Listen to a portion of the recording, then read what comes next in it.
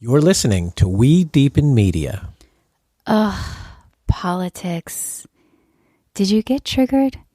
I didn't, but most people do. Listen, if anyone can be a shaman to political enlightenment and wise democracy, it's Indy Reishi. His show, Political Hope, has over 20 podcast interviews to listen to and decide if he is indeed a worthy political shaman. Moreover, at Political Hope on the We Deepen Podcast Network. Find Political Hope at WeDeepen.com or search for it now in your podcast app. Hit the subscribe or follow button and check it out after you listen to this episode of Deepen with Christina.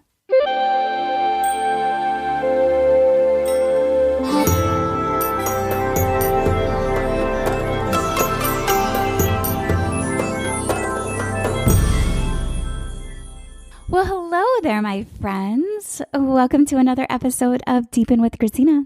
I'm your host, Christina Weber, founder of We Deepen, Feminine Weapon, and also a certified professional coach, supporting experienced designers and those on a journey of self and social discovery. This podcast follows my entrepreneur journey and shines light on the human connection industry. In this episode, you'll meet Nicole Nyima Costerus. She's an intuitive spiritual guide and host of the Seeing in the Dark podcast. Nicole's intuition has been crystal clear since early childhood. At age 7, her father took her and her sister to their first intuition course for children. At age 18, she stepped out onto her own journey of personal and spiritual development. Nicole has received initiations and certifications from an amazing variety of teachers from all over the world and has studied deeply with Brandon Bays, where she is received a certification as a Journey Practitioner.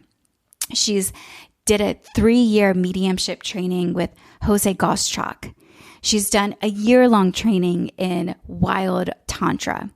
She's studied at the Highden Mystery School by Bruce Lyon. She's a certified Heart IQ Circle facilitator.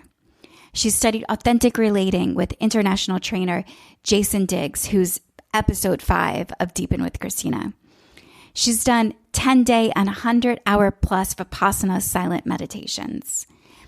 She's also experienced 26 days of complete darkness by participating in a 12-day, 7-day, 5-day, and 2-day solo dark retreats. This is what we're going to get into today because this is where I discovered Nicole. It was through a fascination with dark retreats. So that's the topic of today's podcast, dark retreats. But before we get into it, I want to give you an update on the calendar. What's happening at We Deepen? Go check out the calendar, wedeepen.com/calendar. You'll see there, Bhakti Love Fest is happening September 15th through the 18th in Lake Isabella. It's just 2.5 hours outside of Los Angeles. Bhakti Love Fest is 3 days of kirtans, yoga, chanting, ecstatic dance produced by One Love Fest. Unleash is returning September 23rd through the 25th to a new location in Austin, Texas. Unleash is a substance-free 3-day guided transformational dance journey designed as a catalyst to activate your fullest self-expression and creative power, releasing limiting blocks that have prevented you from being your truest self. Now, you all know I love Unleash. I've been a part of that experience since it launched in Los Angeles in 2018. It was initially a 4-hour guided dance journey that changed lives. Couples met, babies are being born. And it's also the location where I met Javier, my new beloved, who I'm here in Puerto Rico with.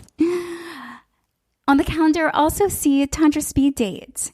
If you're currently single, I did check out Tantra speed date at Relate Fest.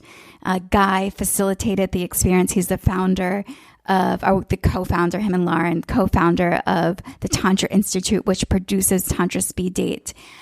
These experiences are happening in Los Angeles, San Francisco, San Diego, New York City, Boston, London, and they open you up to a deeper way of dating and relating to potential romantic love partners. You can use the promo code WeDeepen register for these experiences, go to the calendar. The registration link's from there, wedeepen.com/calendar. Let's jump into today's podcast. It's going to be really good. So stay, listen. And if you are interested in doing a dark retreat with me, because I want to do this, then please do reach out. Let's have this experience together. I want to meet you in real life. Let's get into it. Enjoy. Hello, everybody. I am so excited to bring you into a conversation with Nicole. And we are going to be discussing dark retreats. So I first heard Audrey Marcus speak about a dark retreat in a podcast. I didn't even listen to the full podcast. All I heard was him say something about his most transformational experience that he had was in a dark retreat. And, you know, with medicine ceremonies, plant ceremonies, being a rise, I've done 19 ayahuasca ceremonies myself.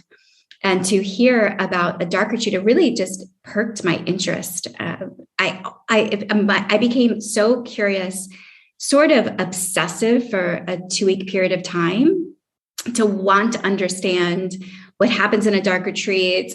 What do you eat? Where do you go? And I watched Audrey Marcus's documentary. I believe it is called, and I had just wrote this down, Awake in the Darkness.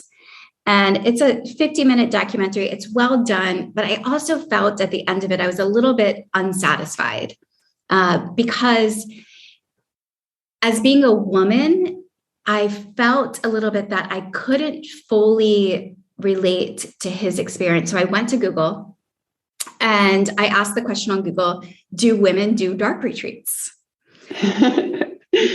And that's where I discovered you, Nicole. Welcome to this podcast. Thank you. And I listened. I discovered your podcast that you did. It was a solo podcast. So I got to listen to you speak about your experiences with doing dark retreats. You've done 26 days, like, wow. And it made me, at the end of it, I was like, I definitely need to do this.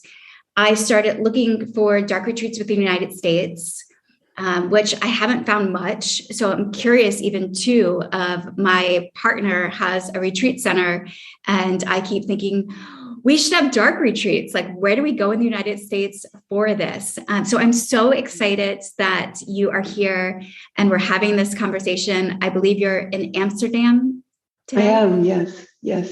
Yeah, that's where I live also. So I'm here like most of the year at the moment. Oh, it's so fun. Thank God. This is the moments that I love the internet. There's a lot of times I'm like, social media. I mean, my last podcast has been rants about exiting off of social media. So this is where I am super grateful for the internet, and I'm grateful for you to say yes and to dive into this conversation. Where I would love to start is because you and I are meeting for the first time. I know before we push record, I gave you a little bit of background on myself, and we put the pin in it because I wanted to hear your background of how you have gotten into your work with women of ancient futures, and of, I from listening to some of your podcasts, which is highly recommend Seeing in the Dark. Great podcast. I've listened to a few episodes now. So definitely, if you're listening, go check out this podcast. But first we'll hear from Nicole herself. How did you get into this line of work? Yeah, it's a big question, It sounds like a simple question, but it's a big question. I think I started this journey really for myself. So I remember like the first trainings that I went to, like deepening in myself, was just because I wanted to get to know myself better. And I remember at that time, like one of my first partners, he had cheated on me, and I became like really jealous, really suspicious, like not trusting people anymore. And I remember my mom telling me like, maybe it's good to go to this, like the Journey from Gland Base. And that was one of the first things I did. I went to one of those sessions, which is very similar to hypnotherapy. And in a way, I also kind of grew up with all these like more like spiritual, personal development topics. And I remember also my father took me to an intuition course for children when I was 7 years old. And I remember him doing like the 7 Tibetan practices with us. And then my mom took me to my first journey session. So I think it was already from a very young age that I was, feeling the connection with this type of work.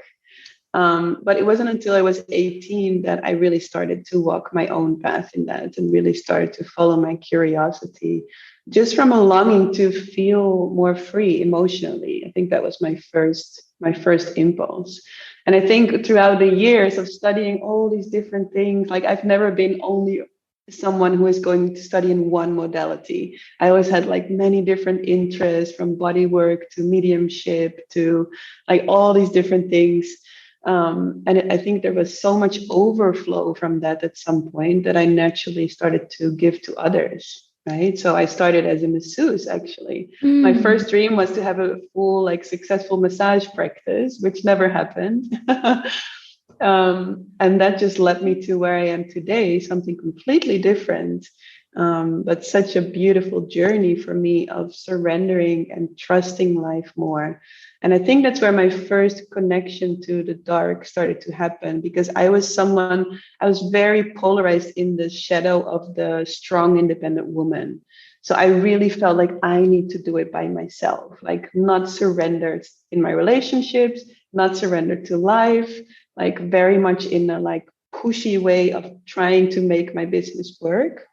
And that just led me natural to the types of work that would help me to surrender more and to trust more in the mystery of life, to trust more in that deeper intelligence. And for me, that's what the dark really very much represents. So I think when I noticed myself being in this like controlling, unsurrendered, strong, but unsurrendered, armored, strong, independent woman, I felt this invitation of needing to connect more to the mystery. And I think the first step for me in that was my mediumship training. So I did 3 years of mediumship training where I feel you need to be completely surrendered. It's something that you cannot plan, something that is not predictable. And it just really taught me surrender. That was the first step. Yeah. And I think it was not until, I don't remember exactly when I discovered about dark retreats, but I was just Googling something. And by accident, I ended up on this website that was talking about dark retreats. And I just immediately felt this deep, deep recognition and resonance. And I just knew that it was something that was going to play an important role in my life. Mm-hmm. So when, I want to ask a little bit more about, because when how I discovered you was going to Google and saying, do women do dark retreats? And you're speaking about the experience of surrender and not having to be a strong, independent woman.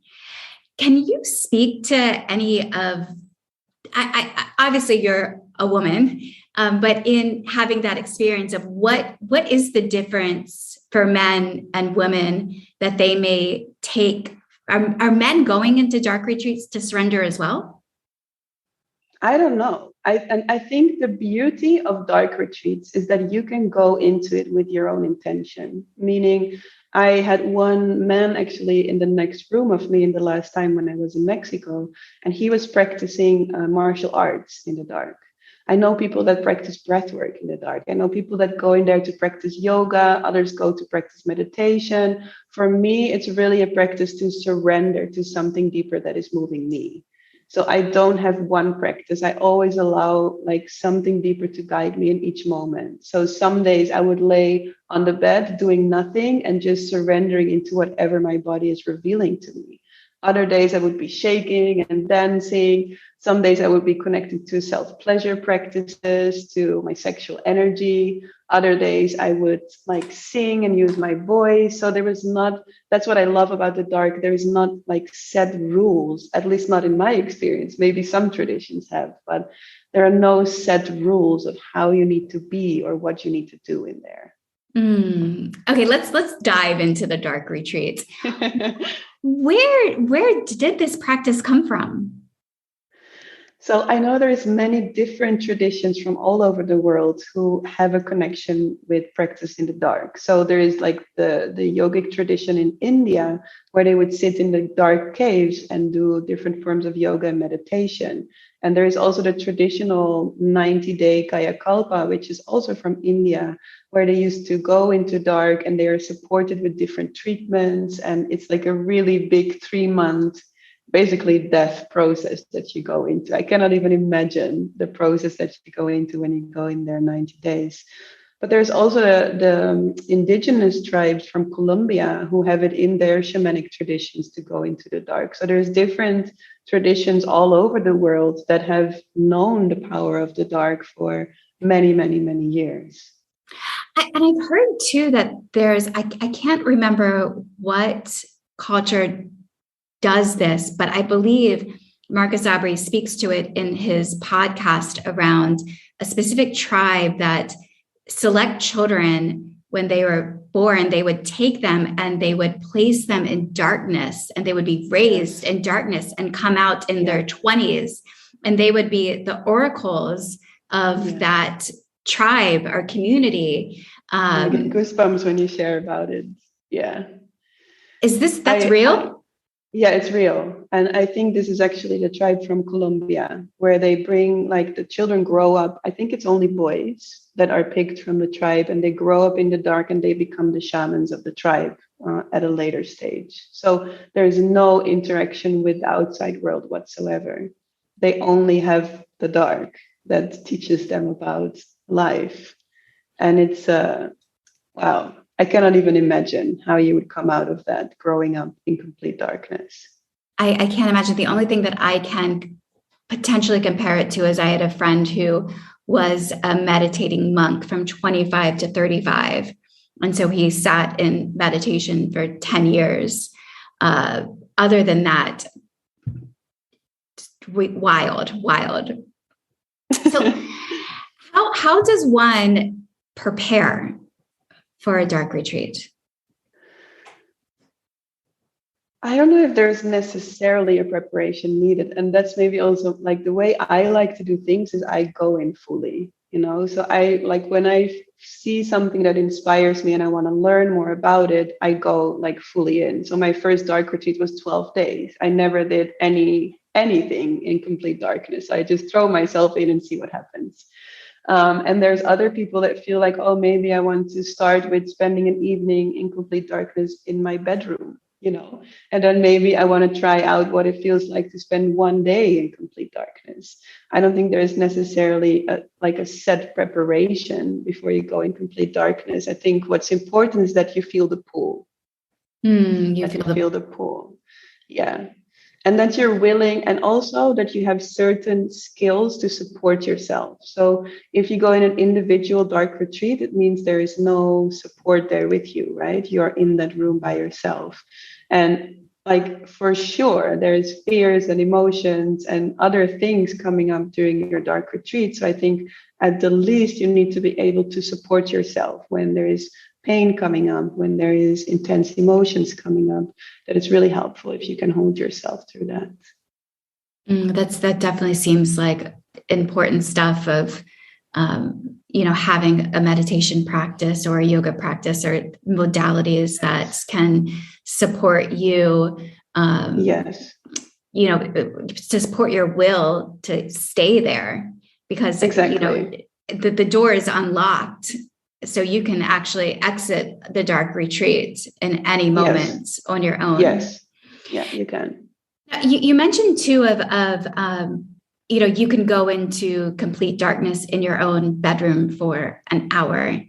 I also, though, had seen that the type of darkness that is in with a dark retreat is a very rare experience, because usually there's the light from your alarm on, or your phone, notifies you, or the outside street lights. When you speak of the dark retreats that you've had, this is an experience that you are actually registering for and going to a space that facilitates, supports you within the dark retreat. And Yes. also you're saying that somebody can actually create this for themselves at home as well? For sure, yes. Like 24, like I did the 26 days spread over 4 different retreats, right? So one 12-day, one 7-day, one 5-day. I did facilitated in a center that is specialized in that. So it's a room that is completely dark. So if you wave your hands in front of your eyes, you don't see anything. It's completely dark. And the other likely final 2 days, I did actually in my own home, in my bedroom. And I darkened the windows. I put like trash bags and like cardboard on the windows and made it completely like deprived of any light, which is quite the job actually to get that done. And I spent 2 days in a room, in my bedroom. And I went to the toilet with my blindfold on, and I did 2-day water fast. So I didn't need food or anything. Oh, wow. That's next level. I've done a 5-day water fast. That's also something that I would love to do again, more so in a group experience. I'm craving to do the water fast. It's wild to imagine pairing the two together, because there's nothing, even when I listen to your podcast about dark retreats, you speak about the experience, because there's somebody who's delivering your food 1 to 3 times a day, whatever meal plan that you choose. And you spoke to about sometimes feeling this level of like agitation of, what's next, what's going to happen, and wanting the food to arrive, And so now you've also, in these 2 days, eliminate it. Nothing's coming. No, but that was 2 days, right? So the beautiful thing is with dark retreats, when you're in longer than 3 days, the body starts to produce DMT by itself. So it's basically this, like the substance that you also experience in ayahuasca ceremonies, where you start to connect to the visions, right? So there is like something very multidimensional that starts to open up. You can start to see colors. You can start to see like sacred geometry. You can really go on a journey. So if I would go in longer than 3 days, I personally do not want to fast, because the food really helped me to ground back. And then I would have this break, especially during my 12-day retreat. I had a lot of DMT in my body. So especially then, I really needed those 2 meals to feel like, okay, I'm here, I feel my body, I'm grounded, because there's not much else that I could find my ground in, right? Yes, my practices, of course, but when the DMT went really high, then the food would help me to ground back down. So me personally, I would not do the fasting for a very long retreat, but there are people that do. So I think it's a really individual retreat where you can really follow what resonates for you and really explore and be with the practices that are really supportive for you. And if you're someone that is not so like, that cannot maybe hold yourself through an experience yet, I would definitely recommend to do a guided dark retreat, because they also exist, right? There's retreats where you're supported in a group. Or if you simply want to change things up and not be alone in the dark, but you want to experience that power in the circle of a group. So let's dive into your first experience, which is the 12 days. And this is your longest dark retreat that you have done. Yeah. Where did you go? So all 3 of those dark retreats that were facilitated were in the same place. It was in Mazunte, Mexico. So it's basically a hotel that has 3 rooms that are completely darkened, and it has a bed, it has like a sink and a shower, a toilet, and then some space where you can put your yoga mat or do your practices. And there's like a small desk and a chair where you can sit to have your food. So that was the room that I was spending the 12 days and nights in. And I usually take like a few hours to just be in the room, just know where everything is at, right? Like just know like, okay, my bed is here, the toilet is there, the shower is there, and just like organizing my things in a way that I know I can find them. Usually I bring very little clothes because I love to be naked when I'm in the dark. So I spend a little bit of time in the dark before I switch off the light in the dark room and prepare like my altar, maybe writing down my intentions, maybe taking a moment of prayer or just like, of meditation until I feel ready to switch off the light. And then it's always a very interesting moment, because you switch off the light and then it's just completely dark. And then it starts.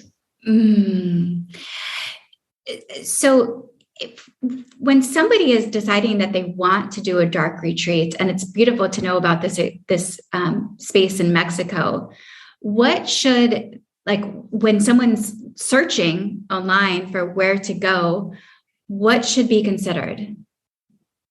You mean where to find a dark retreat space? Yes.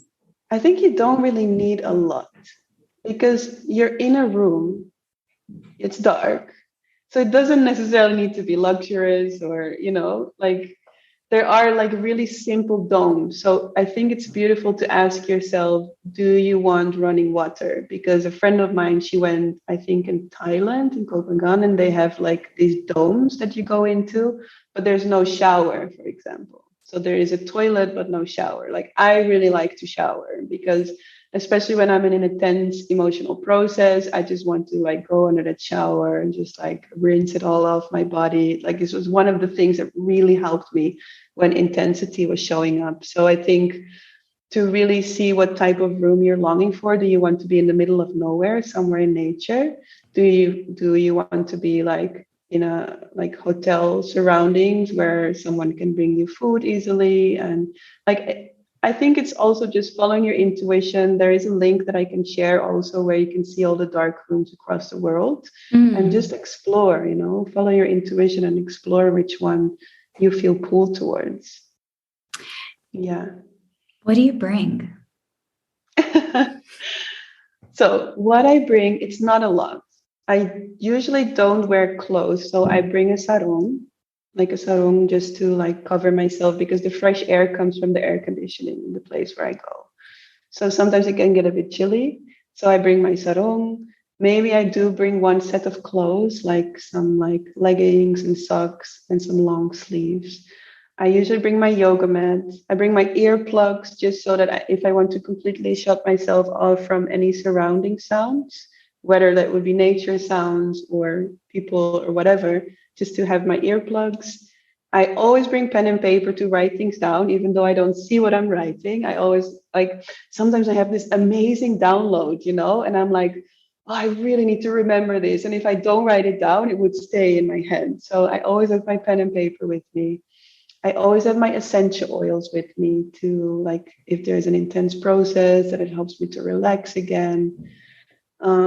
Usually I have this myofascial, how do you say this in English? This ball that you can roll on your muscles, because always my body always starts to like open in places that I didn't know I had tension. So it's really helpful to have something that you can like massage your body with.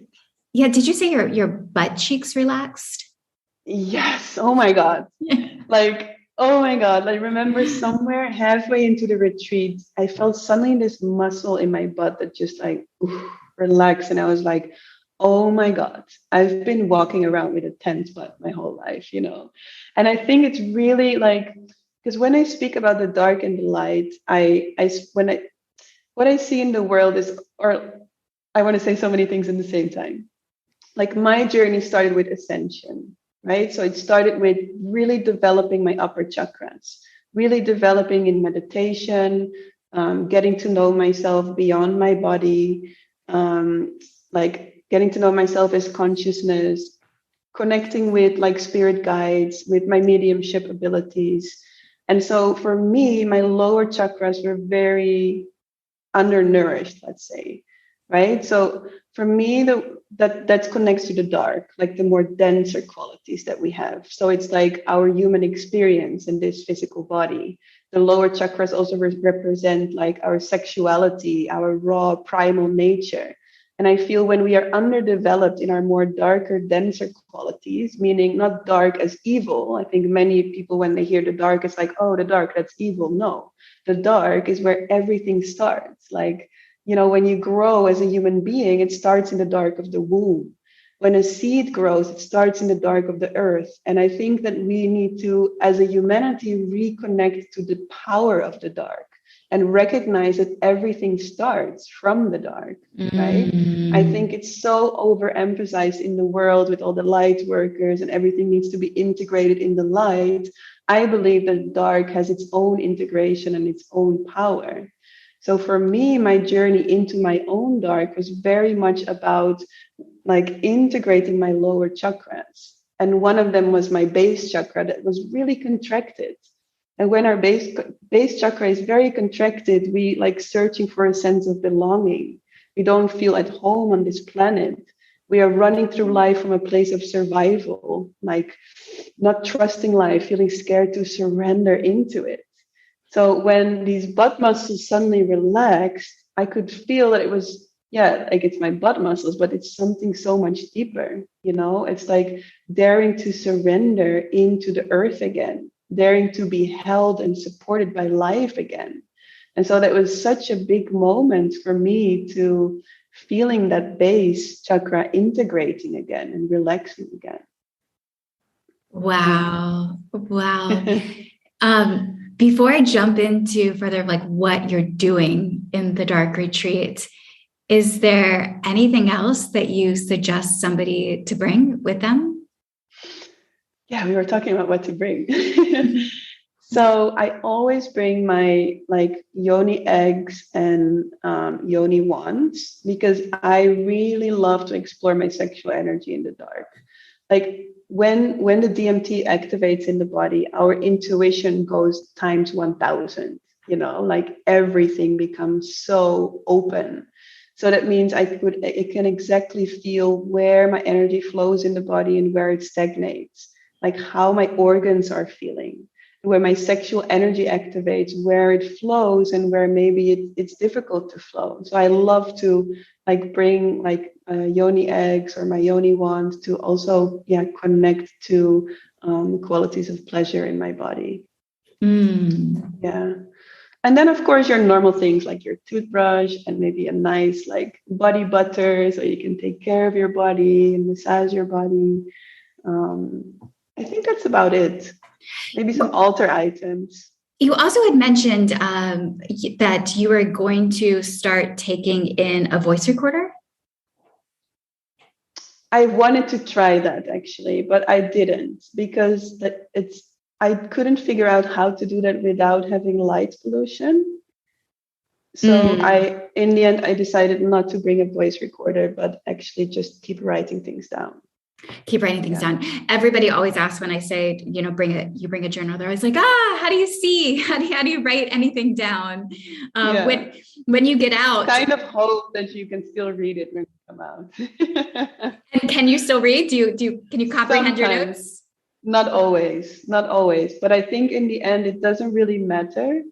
It's just that you get it out of your system in that moment, so that it doesn't stagnate your process. But I rarely read back my notes, to be honest. I feel the important things, they will stick or they will spiral back into your awareness if you forget. Interesting. And what are you doing? You mentioned the self-pleasure. I'd love to go into that a little bit more. But beyond that, what's the difference too from day 1 to day 2 to day 3 in your activity?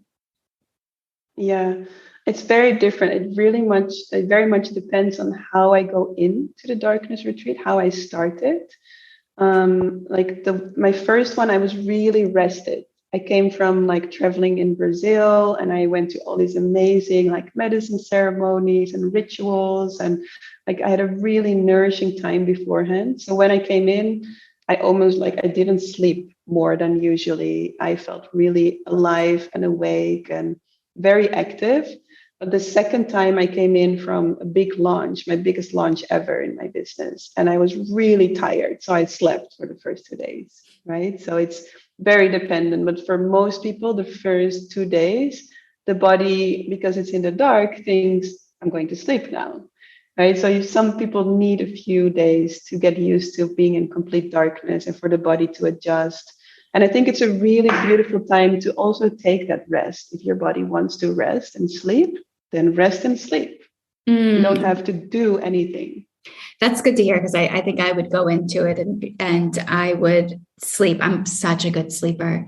And there would probably be something inside of me that's guilty of like, do more things, like be at like, this isn't a time to just sleep. You could sleep anywhere at any time.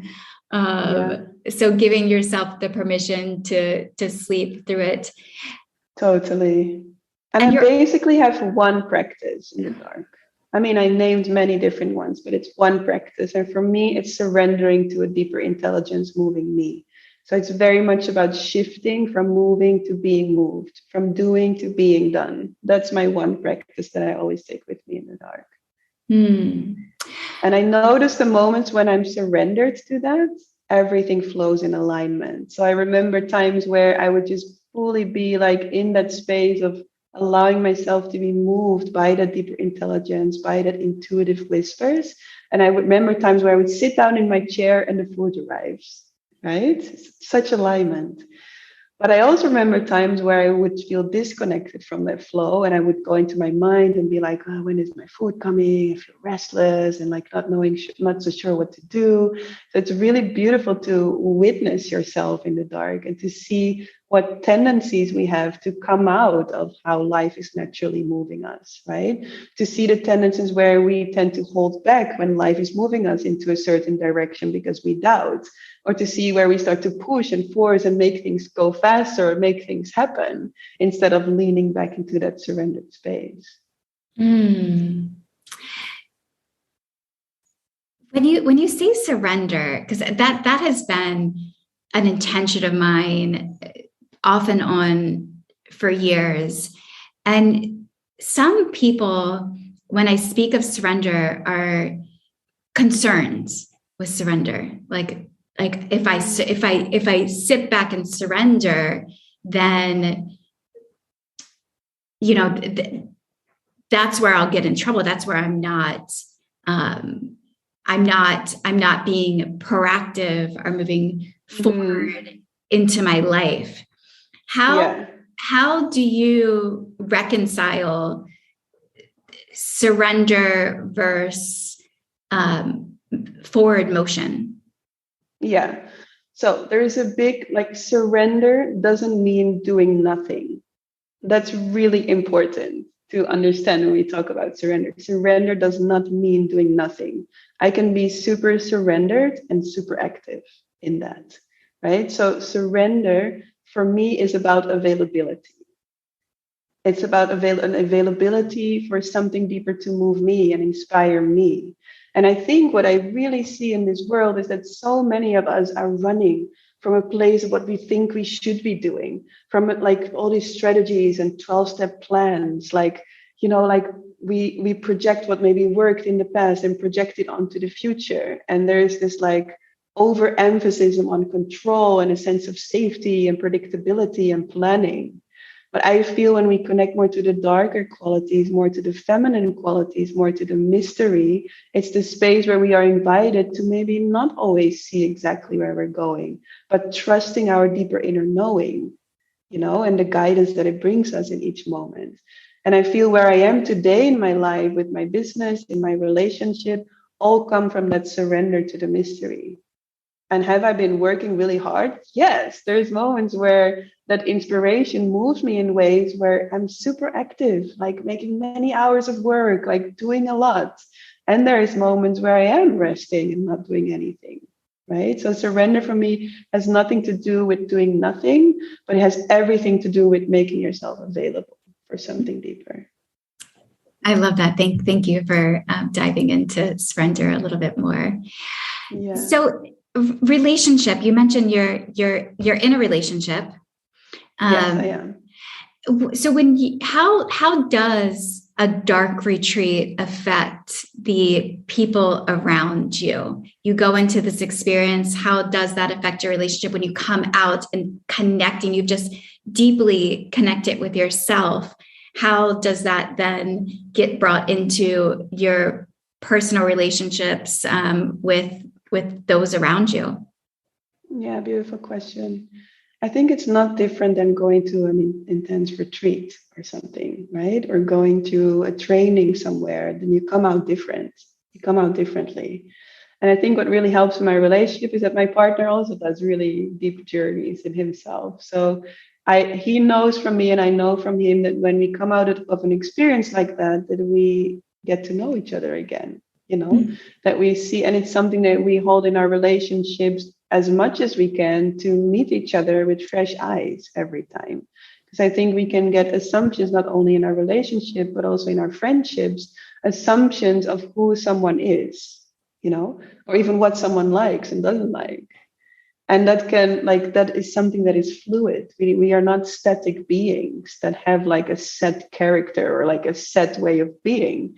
So I think to be able to meet each other, also friends and family, everybody, with fresh eyes, to see someone with new eyes every time, so that they have the space to anchor that new energy inside of themselves.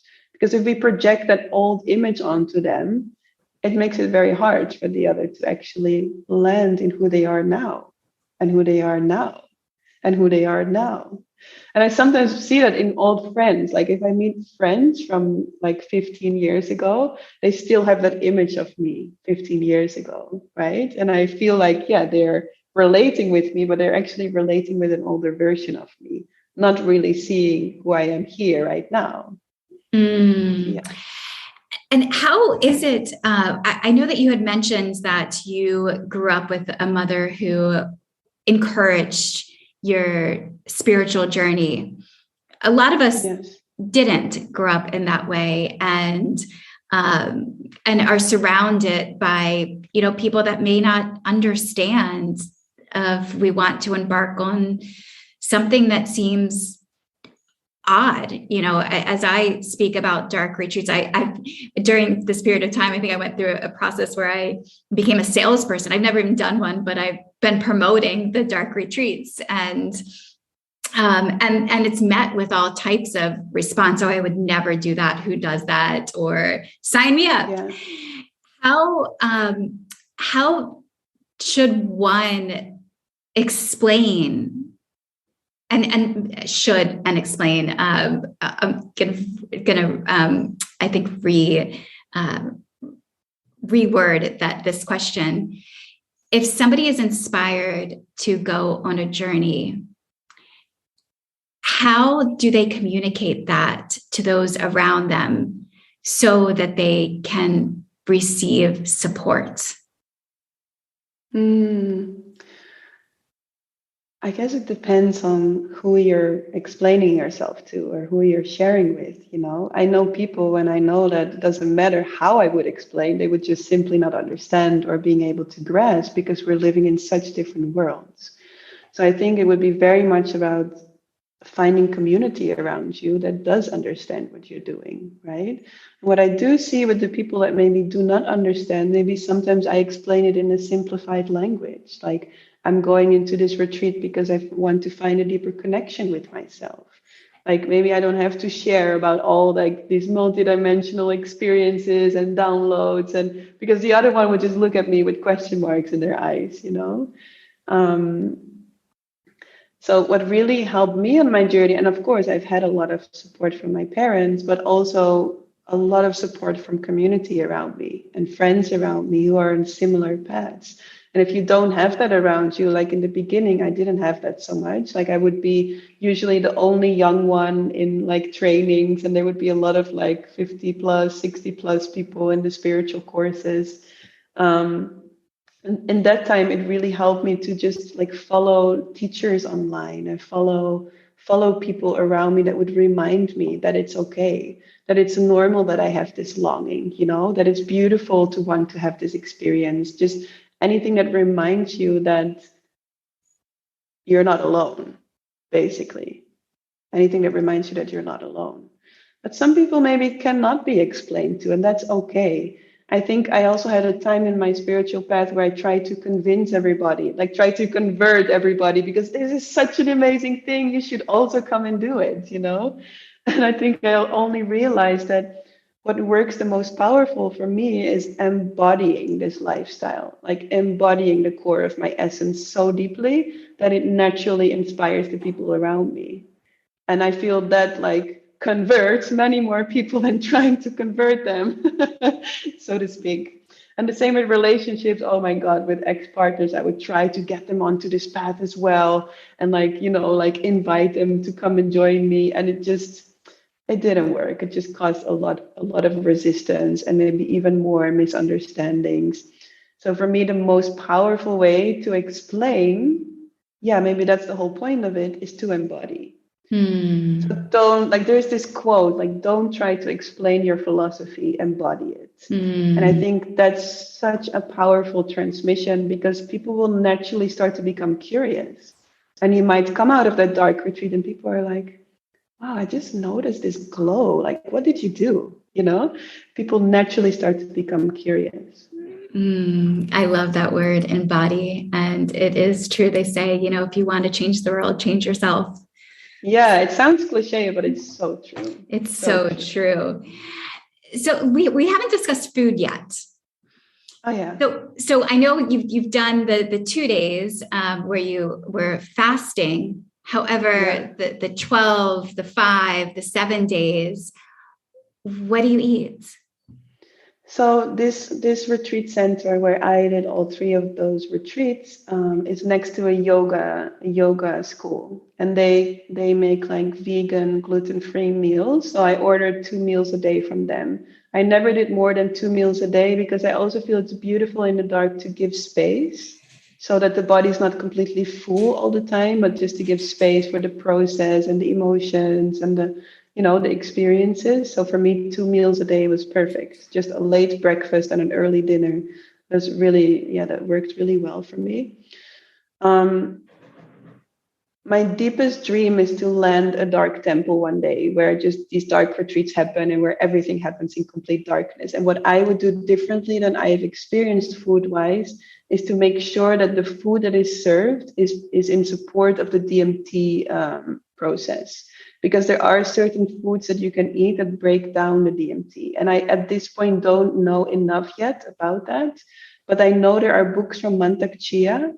I think it's Dark Technology or something is the title of that book, where he speaks about what foods specifically support the DMT process.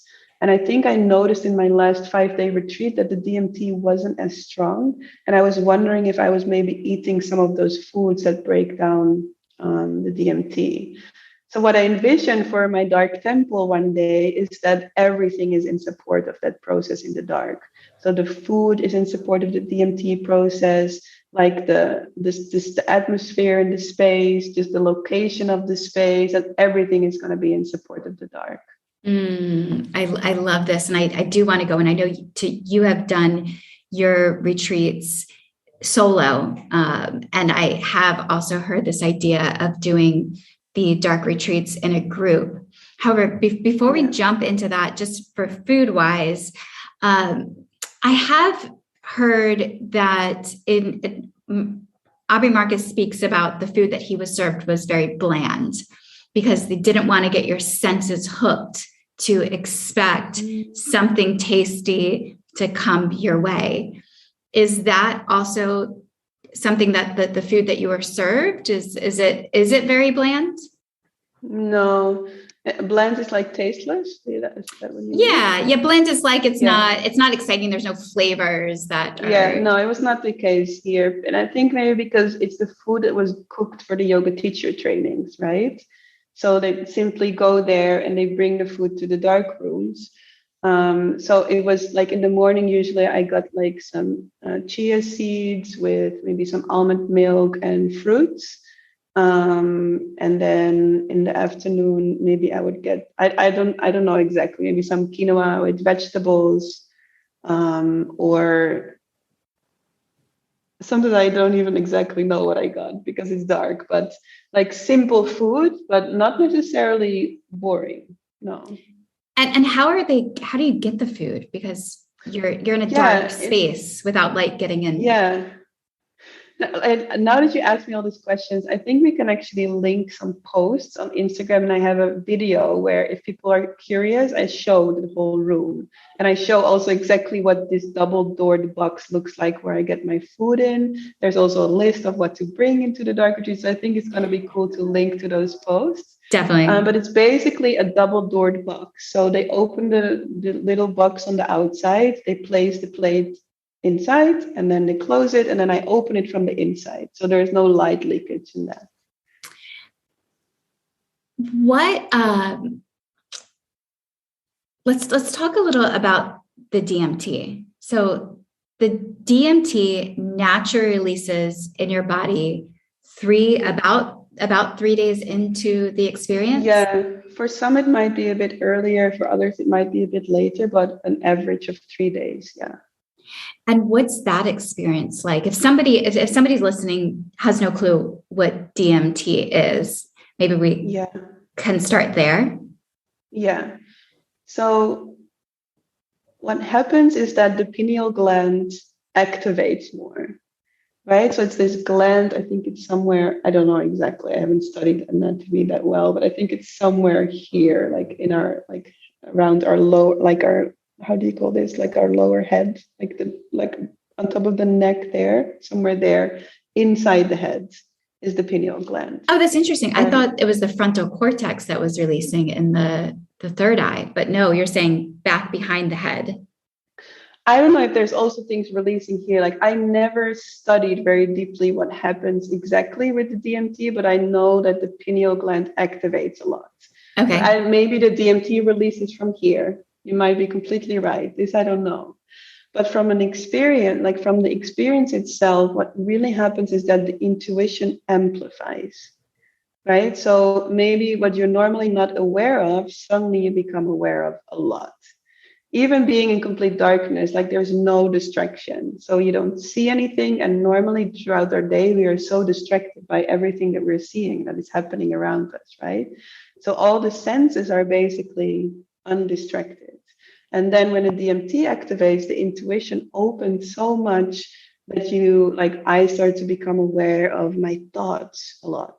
I started to become aware of how I'm feeling in my body in a way that is really amplified. I remember that I could feel my spleen, and I could exactly feel like what emotions were in my spleen or how my spleen was feeling, like how my lungs were doing. So the intuition and like the clair senses, so not our physical senses, but like our clairvoyance, clairaudience, clairsentience, start to become really, really amplified. And so that means that I suddenly can feel like connections with other realms, where maybe my grandmother in spirit suddenly sits next to me and I have a conversation with her. Or my cousin that passed away a few years ago was suddenly present, and talking with me. It can be that your dreams get really amplified. So the dreams, like you become more awake in the dreams. Like normally, if you're maybe not so conscious of the dreams, then suddenly you really realize what you're dreaming, and there's this beautiful symbolism in the dreams.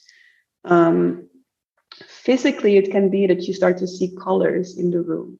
So I remember during my first 12-day dark retreat that I suddenly saw the furniture, but in red. It was really weird.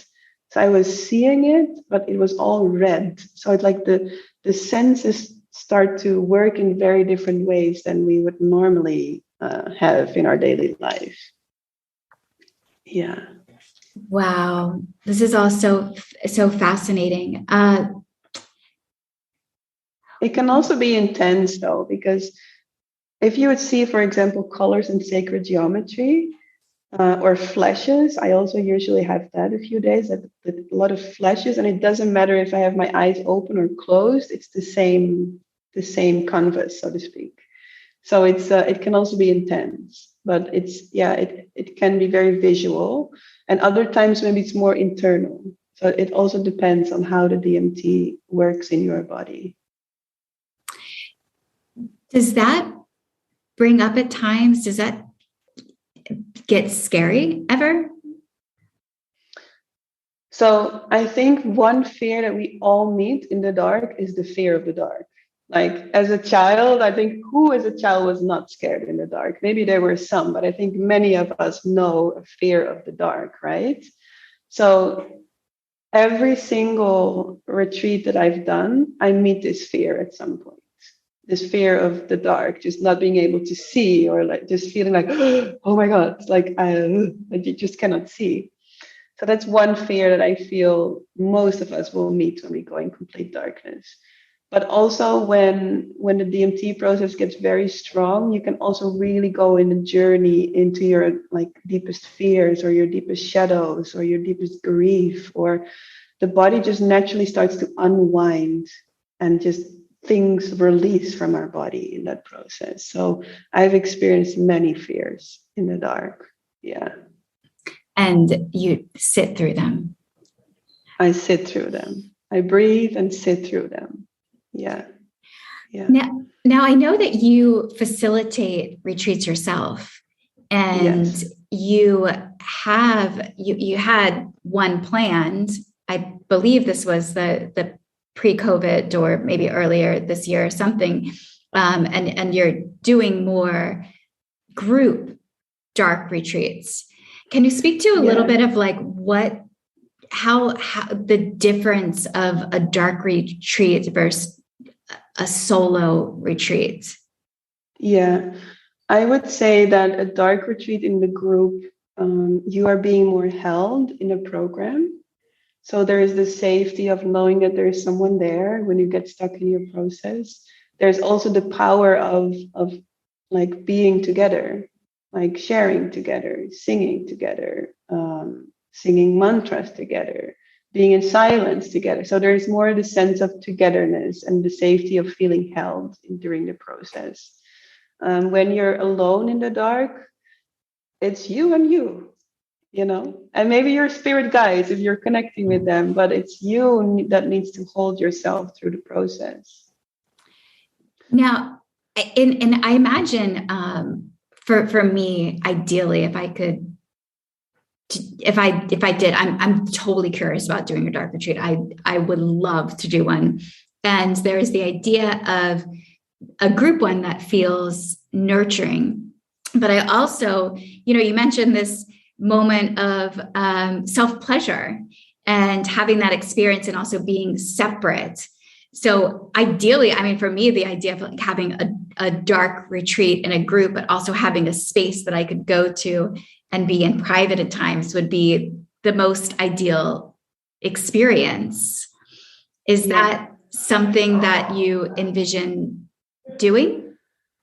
So I envision, like in my ideal center that I want to build one day, you would have the possibility to be in single rooms as well.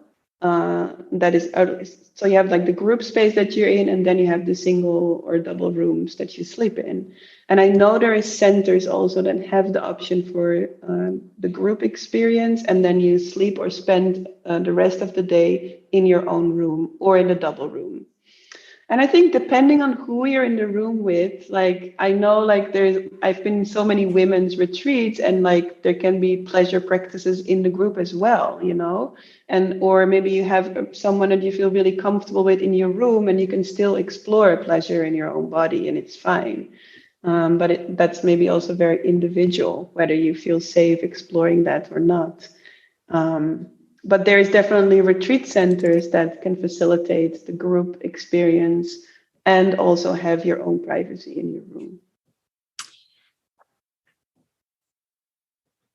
Fascinating. I can envision this temple that you're wishing to build and create, and I am so in support of that.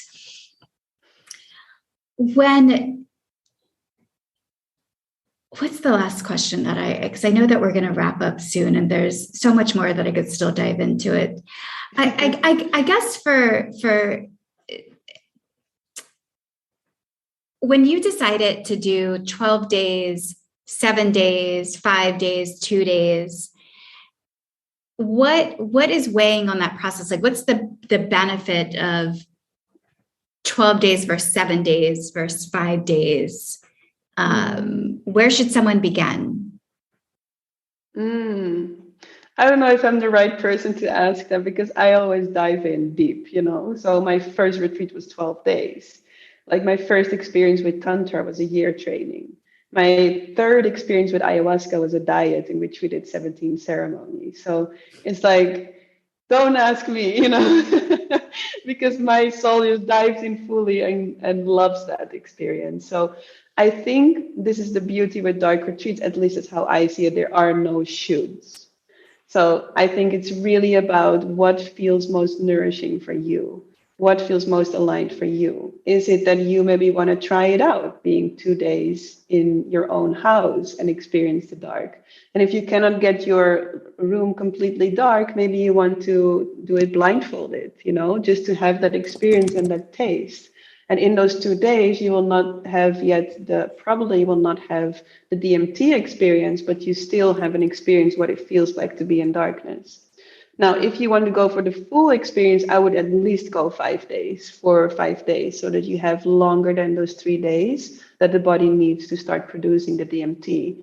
So my 5-day retreat for me was long enough to have a beautiful unwinding of my body, to come back to a deep connection with myself, and to have also the DMT experience.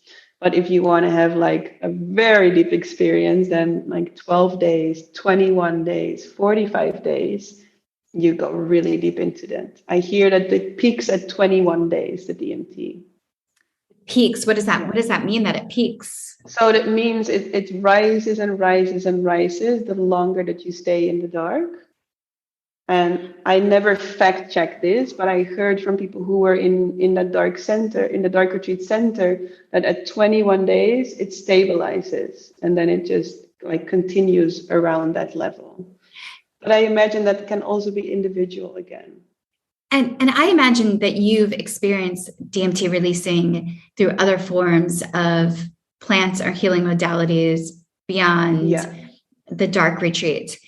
How do some of those experiences compare to this one? Yeah. So if I compare, like the plant medicine that I've had the most connection with is ayahuasca. And with ayahuasca, I would say it's very strong. Like she kind of slaps you in the face and gives you a lot of intensity, right? I would say compared to that in the dark with your own DMT, it feels more gentle to the body. It doesn't have the effect of needing to puke and feel nauseous, which is nice also. It feels more gentle, in a way, maybe more subtle, but at a peak experience, it can also go really, really deep. So the depth of it, I don't necessarily feel that one is deeper than the other, but I love the feeling of it being self-sourced from my own body. You know, like I really love for me, my dark retreats have been the deepest transformational experiences of my life. And it's the place that I just want to keep returning to over and over and over again, because I feel there is no teacher from outside putting any content inside of me, but it's just like this deep connection with my own essence and wisdom revealing from that connection that I find with myself in the dark. So last question. What lessons or learnings or in ways have the dark retreat changed your life? Like, what is the outcome of it for you? Yeah. I feel every time when I come out of it, I feel so much more in communion with that deeper intelligence of life. I feel so much more in connection with like meeting life as an oracle, just being so available for the resonance and the synchronicities and the magic. And if I feel it pulls away like all these extra layers that are not really necessary, and brings me back to the simplicity of availability for that intuitive intelligence that is always already available. That I feel is the biggest gift. I love how you answered that question, and not like I could see what I was actually seeking in an answer was like, I went and I wasn't quite sure if I should marry him. And then I realized, yes. So I got married, or I quit Yes, my job, or that too. I moved towns or locations. But this is like you're essentially having a profound, almost I'll say profound realizations on what life is like for you. Like it's almost simple. Yeah, and I feel that through that communion with, with intelligence that is always already available for us, those answers become clear. So when I am fully in communion with my essence and with the deeper intelligence of life, it becomes clear if I want to be in that relationship or not. It becomes clear if I want to have children or not. It becomes clear if I want to continue this job or start my own business, right? So I feel that for me, it starts with that communion. And from there, everything else becomes clear. So beautiful. Nicole, thank you for joining me for this conversation. I know you have a couple retreats coming up. Would you like to share about those? Sure, yeah. So I have my retreat, Women Who Walk Between the Worlds. It's starting the 25th of June in Spain. And it's a retreat where we dive into the dark and light within ourselves. Like I've been sharing, like what the lower chakras and the more denser qualities represent within us, and the higher chakras more like the meditation and beyond the body. So it's a retreat where we go into the masculine and the feminine qualities within, as well as the dark and light qualities within. And it's combined with a collaboration with the Yawanawa tribe from the Brazilian Amazon. So we have also 2 medicine ceremonies in the retreat. Yeah, that retreat is coming up. And then I have my mastermind where I work with women and business. So it's a mastermind in which you let the mystery be your strategy in your business, and where you learn to birth your business from the inside out instead of through strategies and 12-step plans, trying to make it happen, to really birth your business from that communion with the soul of your business. And yes, support that with strategies and tools, but let that be the core of your business, that communion. And when does that program start? That starts the 2nd of June. That starts the 2nd of June. Yeah. Amazing. And then you'll also do dark retreats as well. I do. I offer dark retreats as soon as the border opens again with Germany. I will offer probably in the Blackwoods of Germany. There's a dark retreat center there. There will be the dark retreat Into the Void, which will probably go like 6 days in complete darkness and 1 day of integration in the light. I don't have a date for that yet, but I would love for that to be on the 15th of March. So we go in winter and we come out on the first day of spring. Oh, I love this. I am personally interested in all 3 of your retreats. It's for the We Deepen world.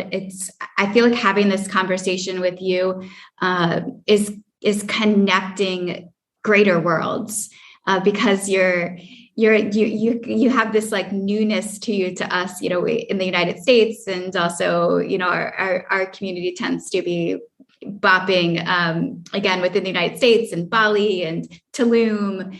But it just shows that there is just this bigger, larger world community and much more to discover. And for me, when I embark into these practices of spirituality or healing modalities, or even sometimes modalities that are more like activating, because for sure I can think of the dark retreat of going to, because maybe I'm moving through some experience in life that is challenging, and also to these modalities are ones that can just move us up to higher dimensions or higher levels. Even though there's absolutely nothing wrong. I mean, there's nothing wrong as is anyway. I mean, we're all perfect in every moment, but there's just through this constant expansion, like, who will I be? What will I see? What experiences will I have? And that is essentially the human deepening of being here on Earth. Like, we are the own movie. Like you can watch the documentary or listen to this podcast, or you can actually go out and have the experience yourself. Yeah, And I think it's this endless journey of arriving deeper and deeper and deeper home within ourselves, right? And just, I feel that doesn't have to come from a place of contraction. It can, but it can come from this place of just devotion and love for who we are and who we are becoming. Yeah. Thank you so much for having this conversation. You're welcome. Thank you for your invitation. And we'll definitely share all of the links that you can find Nicole, discover her retreats, and find her on social media. And thank you all for tuning into another episode of Deepen with Christina. Make sure to go check out the calendar of all the experiences, wedeepen.com. If you enjoy this podcast, please subscribe, follow, leave a comment, share it with a friend. And also, you're welcome to send me a message. Email c@wedeepen.com. I'd love to hear any feedback. And until next time, enjoy. Bye, everyone.